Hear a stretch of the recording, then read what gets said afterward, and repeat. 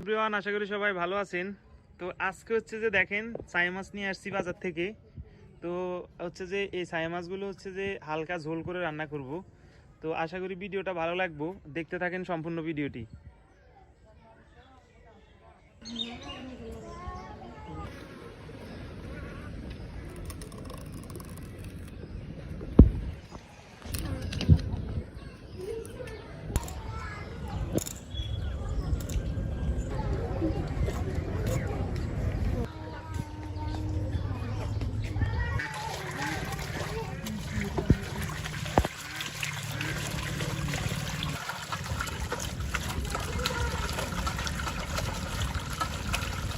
ছাই মাছের সাথে যে তেলগুলো হয়েছে আর হালকা কিছু সাদা তেল দিয়ে উঠে দিছি চুলাতে।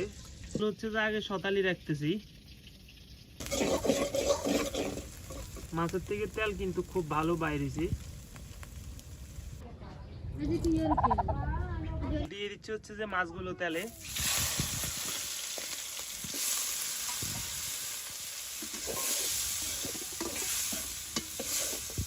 লবণ, হলুদের গুঁড়া,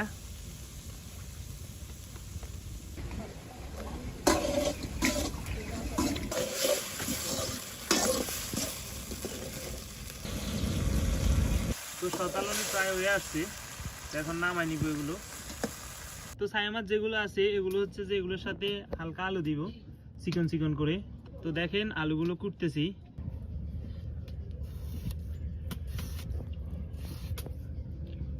এগুলো হচ্ছে গোল আলু।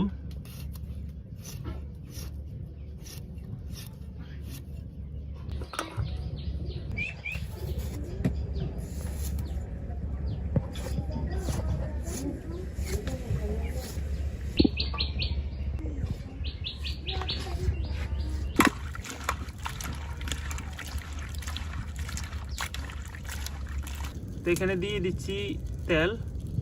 তেল হয়ে আসছে, দিয়ে দিচ্ছি আলুগুলো।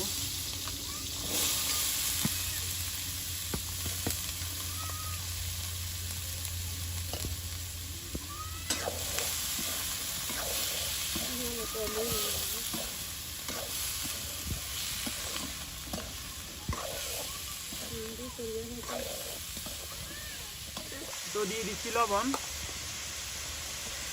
হলুদের গুঁড়ি,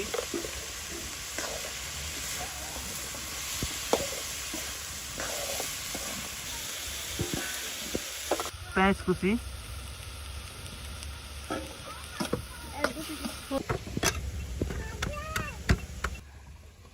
তো দিয়ে দিচ্ছি রসুন,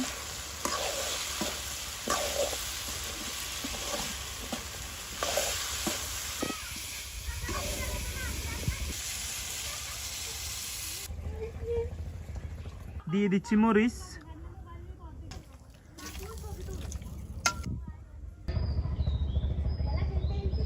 দেখি অনেকক্ষণ ঘুরে দিছি, এখন আলুগুলো সিদ্ধ হয়েছে কিনা দেখা যাক। তো যে মাছগুলো রাখছি এগুলো হচ্ছে যে দিয়ে দিচ্ছি তরকারিতে। তো কিছুক্ষণের তরকারিগুলো হয়ে যাবে। তো দেখেন বন্ধুরা, তরকারিগুলো হচ্ছে যে যে আলুগুলো গোল আলুগুলো ওগুলো সুন্দরভাবে সিদ্ধ হয়ে গেছে, তার মানে হচ্ছে যে তরকারি হয়ে গেছে। যেহেতু বলছি পাতলা ঝোল করে রান্না করব, তো এই হচ্ছে পাতলা ঝোল। তো দেখেন বন্ধুরা, তরকারিগুলো কত সুন্দর একটা কালার আসছে। তো খাইতে বসলাম।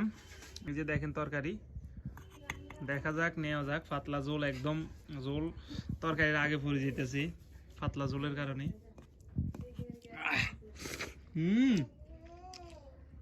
আগে গালে জল চলে গেছে। তো ছাই মাছ কই, ছাই মাছ খাই। ওই যে ছাই মাছ, ছাই মাছগুলো খাই দেখি। খুব ভালো লাগতেছে। হ্যাঁ, অদিনে ছাই মাছ, যদিও অদিনে ছাই মাছ, কিন্তু খাইতে কিন্তু খুব টেস্ট লাগতেছে।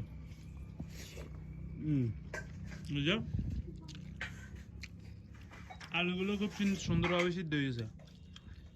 তো দেখেন বন্ধুরা, এক থাল ভাত ছিল, পুরো সবগুলো ভাত খাইয়ে ফেলছি আলু তরকারি দিয়ে। আলু আর হচ্ছে যে ছায়া মাছ দিই, খুব ভালো লাগলো খাইতে। তরকারিগুলো অনেক স্বাদ হয়েছে।